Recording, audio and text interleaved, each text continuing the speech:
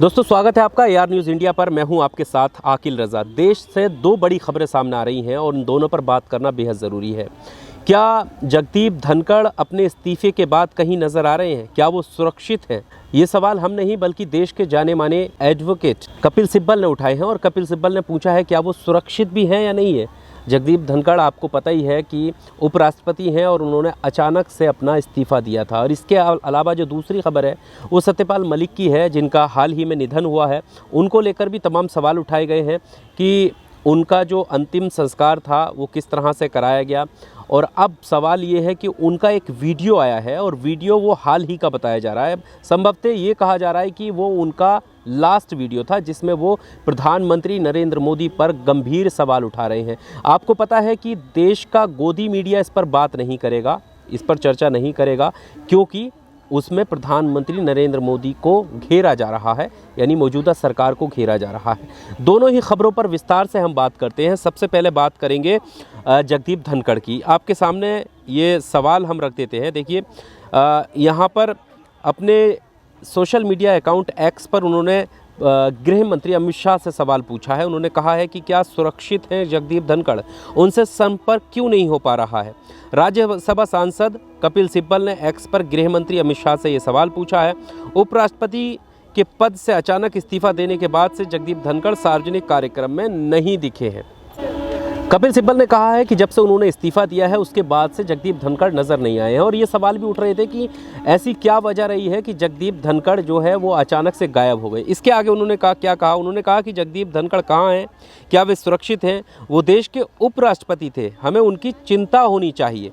और ये सवाल कोई ऐसा हल्का मुल्का सवाल नहीं है। जगदीप धनखड़ के बारे में जानना इसलिए भी ज़रूरी है कि अचानक से इस्तीफ़ा देने की वजह क्या रही है। इसके आगे उन्होंने कहा है कि जिस तरह उपराष्ट्रपति बनकर धनखड़ जी ने हमेशा सरकार की रक्षा की, अब लगता है कि विपक्ष को उनकी सुरक्षा करनी पड़ेगी। यानी उपराष्ट्रपति बनकर जो उन्होंने अपना कर्तव्य निभाया उसको लेकर उन्होंने कहा कि जिस तरह से उन्होंने इस्तीफ़ा दिया है, क्या विपक्ष को उनकी चिंता नहीं होनी चाहिए? विपक्ष को उनकी चिंता है, इसीलिए वो सवाल पूछ रहे हैं कि जगदीप धनखड़ जी सुरक्षित भी हैं या नहीं है। आखिर जगदीप धनखड़ गए कहाँ और वो क्यों सार्वजनिक तौर पर नज़र नहीं आ रहे हैं या उनसे कांटेक्ट क्यों नहीं हो रहा है। सवाल ये इसलिए ज़रूरी हो जाता है कि जगदीप धनखड़ का जिस तरह से इस्तीफ़ा उन्होंने दिया तो ये कयास उठने शुरू हो गए थे कि क्या अंदर खाने कोई दबाव तो नहीं आया था, किसी बात को लेकर मनमुटाव तो नहीं हुआ था। हालांकि ये सार्वजनिक तौर पर सामने नहीं आया था, लेकिन उसके बाद से उनकी चिंता इसीलिए कपिल सिब्बल ने जताई है। अब हम दूसरी खबर की बात कर लेते हैं। दूसरी खबर क्या है? दूसरी खबर है सत्यपाल मलिक की। उनके निधन के बाद जिस तरह से उनका शोक व्यक्त करना चाहिए था, उसको लेकर मोदी सरकार को घेरा गया और कहा गया कि अंतिम समय में भी इन्होंने अपने मन में कपट रखी। उन्हें जिस तरीके की अंतिम विदाई देनी चाहिए थी उस तरह से ये अंतिम विदाई नहीं इन्होंने दी और इनके मन में कितना मैल था, ये सवाल उठाए गए।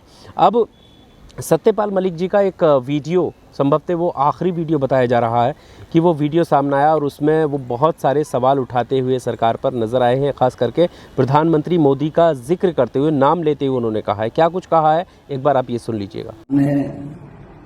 और यही मेरी धरोहर है, तो इसमें मुझे क्या किस चीज़ में फंसाना चाहते हैं? जिस बात में वो फंसा रहे हैं उसकी तो शिकायत मैंने उनसे की थी मोदी जी से कि फलां जगह ये मामला हुआ है।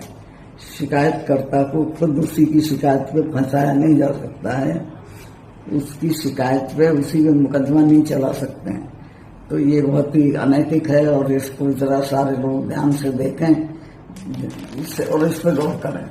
तो आपने सुना सत्यपाल मलिक जी अपने इस संभवतः आखिरी वीडियो में ये बताते हुए नज़र आ रहे हैं कि उन्हें कैसे घेरने की प्रयास किया जा रहा था, उन्हें शिकार बनाने की कोशिश की जा रही थी। और उन्होंने ये खुलासा भी किया कि जिस मामले में वो उनको फंसाना चाहते थे उस मामले का खुलासा भी उन्होंने ही किया था और उन्होंने इसकी शिकायत की थी। ये सत्यपाल मलिक बताते हुए नज़र आए और ये आप वीडियो देखकर भी अंदाज़ा लगा सकते हैं, जैसा दावा किया जा रहा है कि ये उनका आखिरी वीडियो था।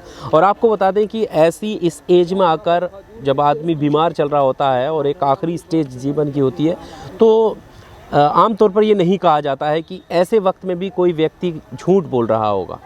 और जो आरोप है वो आपके सामने हैं जो लगाए गए हैं। क्या आपको लगता है कि ये खबरें जो हैं वो मीडिया उठाएगा? हाँ, यहाँ पर अगर विपक्ष का कोई ऐसा मामला होता तो आज ये गोदी मीडिया पूरे चैनल पर जो है इस पर डिबेट चल रही होती और इस मुद्दे को गौर से उठा भी लिया होता और पूरा हंगामा इस पर बरसाया जा रहा होता। और आपको बता दें कि जिस तरह से राहुल गांधी ने इलेक्शन कमीशन को लेकर घेरा है, उस पर भी गोदी मीडिया पूरे से बात नहीं कर रहा है। उस पर भी इलेक्शन कमीशन का पक्ष रखा जा रहा है, जो कि कितना सही कितना गलत है ये आप बाखूबी जानते हैं। और इतना बड़ा खुलासा राहुल गांधी ने किया, उनको देश के अधिकतर न्यूज़ चैनल न्यूज़पेपर्स में जगह नहीं दी गई। तो आप समझ सकते हैं कि हमारा देश किस तरफ जा रहा है। इस रिपोर्ट को लेकर, इस वीडियो को लेकर आपको क्या लगता है? आप अपनी राय ज़रूर दीजिएगा। शुक्रिया।